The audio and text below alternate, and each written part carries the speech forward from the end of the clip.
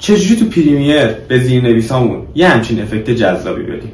خیلی کار آسونی داره، خیلی ساده است و قراره که فقط با خود پریمیر انجام بشه و قراره دستی این کار رو انجام بدیم بدون نیاز به هیچ پریست و پلاگینی.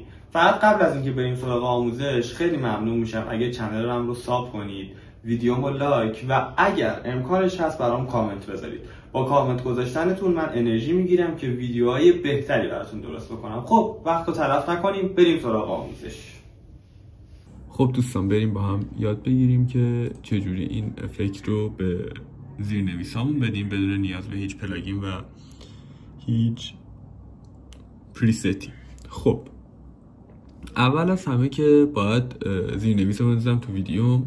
این ویدیو رو هم که دیگه همتون میشناسید، یه ویدیویی که ما روش داریم کار میکنیم و این آموزش هم خیلی ساده و خیلی راحت و خیلی آسون هستش. خب اول از همه زیرنویس میندازیم. حالا من اینو یه بار پلی میکنم. من محمد نیما منصوری هستم. من محمد نیما منصوری هستم. میخوام رو این کار بکنیم. خب من میام اول اینجا مینویسم من محمد نیما منصوری هستم. خب اگر بلد نیستی چجوری زیرنویس توی ویدیوت بندازی، حتما برو ویدیوی اول چنلم رو ببین، چون اونجا قشنگ بهت یاد دادم که آقا چجوری اصلا زیرنویس بندازی توی زیرنویست. ویدیوی اول چنلم رو حتما برو ببین. خب و این سایت هم ما رو بیاریم ستش کنیم قشنگ. نیما منصوری هستم. کجا؟ سلام. اینجا. خب من محمد نیما منصوری هستم. تا اینجا. خب ما الان زیرنویس رو انداختیم. سلام. من محمد نیما منصوری هستم. حالا باید چی کار بکنیم؟ خب اول از همه من اینو یه لایه میکشم بالا. چرا؟ بهتون میگم جلوتر. میام اینجا با استفاده از ابزار رکتنگل تول یه دونه مستطیل میکشم. خب کجا مستطیلمو میکشم؟ روی این منه میکشم به این شکل. خب الان اینجا اضافه شد. نگاه کن، این مستطیل الان بالای تکستمه. ببین تکستم معلوم نیست، تکستم زیرشه دیگه، رفته پایین. خب هر چقدر اینو بخوایم با حرکتش بدیم این رو اینه، مثلا مشخص نمیشه این حرفا. خب بذار اینو بذارم سر جاش. خب حالا باید چی کار بکنیم؟ باید اینو بگیرم بیارم یه لایه بذارم پایین. حالا چه اتفاقی افتاد؟ خیلی تمیز اومد پشت من قرار گرفت. خب ببین شما اینجا دو تا راه داری، دو تا کار میتونی انجام بدی.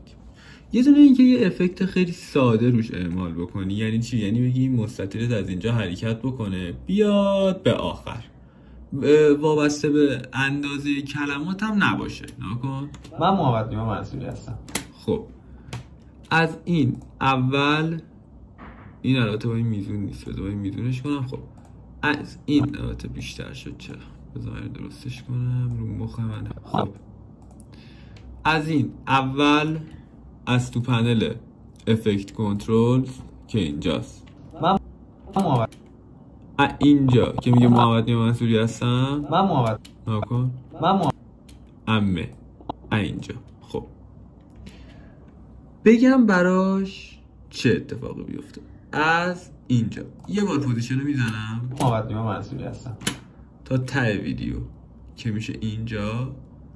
بگم این حرکت کنه حرکت کنه حرکت کنه حرکت کنه حرکت کنه حرکت کنه بیاد اینجا.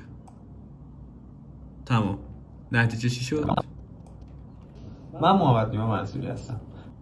دیدی؟ من محمد نیما منصوری هستم. خیلی خوشگل واسه خودش حرکت کرد و رفت. فقط از اینجا شما میتونی بیای این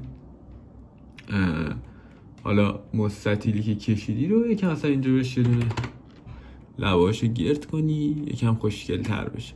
ولی نگاه کن خیلی ساده. من محمد نیما منصوری هستم. روش حرکت کرد. ولی ببین خب وابسته به اندازه کلمات نیستی. مثلا هستم و ببین این اینجاست، این ه زده بیرون. خب اگه بخوای خیلی حرفه‌ای و جوری که بگی آقا مثلا اندازه حروف هم جابجا بشه، خب اون یه راه دیگه داره که اونم بهتون میگم. ولی در کل روش این که چجوری انجام بپذیره این حرکته به این شکل دیگه. ببینیم یه بار دیگه. من محمد نیما منصوری هستم. حرکت میکنه و خودشو میرسونه به آخر. ولی میگم آقا یکی میگه من میخوام اندازه کلمات هم باشه. خب اون که اولا میره با پریست و این داستانا. ولی حالا اگر بخوایم اینجا هم یه جوری توضیحش بدیم که قابل انجام دادن بدون پریست و افتر افکت و پلاگین و این داستانا باشه، میدونی به چه شکلی میشه؟ به این شکل میشه. ناکن من محمد نیما منصوری هستم. خب اینو که الان رفیق چی؟ خب الان ببین این روی این معنی هست. خب این روی این معنی هست. قرار شد که ما یه جوری خب اندازه هر کلمه پیاده بکنیم دیگه. حالا کاری که اینجا میشه کرد چیه؟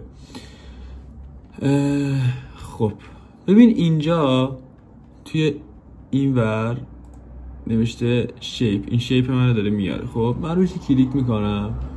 اینجا یه بخش داره دقیقاً با این من کار دارم که ببین زیاد و کمه این داستانه.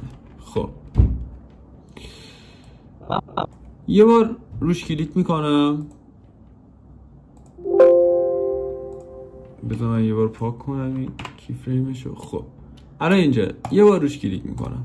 خب میاد جلو. من محمد اومد رو محمد. ببین اندازه محمده نیست. چیکار میکنم؟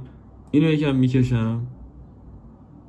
ببین میبینی اندازه محمده میشه. این اندازه محمد.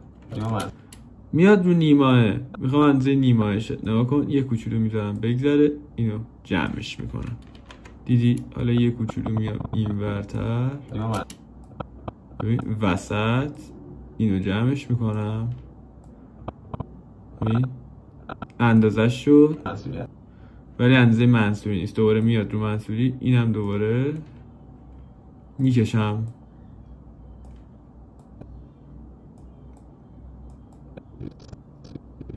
منصوری هم درسته. میاد رو هستم. رو هستم هم میتونه اوکی باشه ولی باز یه کوچولو من کوچیک‌ترش میکنم. خب الان چی شد؟ من محمد نیما منصوری هستم. ببین سرعت بالاست. خب با سرعت بالا میره ولی رو اندازه هر کلمه میره. خب ناکن من محمد نیما منصوری هستم. دیدی ناکن اینجا رو منصوری انقدر، اینجا رو نیما انقدر، اینجا رو محمدم انقدر، روی منم که انقدر بود. من محمد نیما منصوری هستم. اینم از این.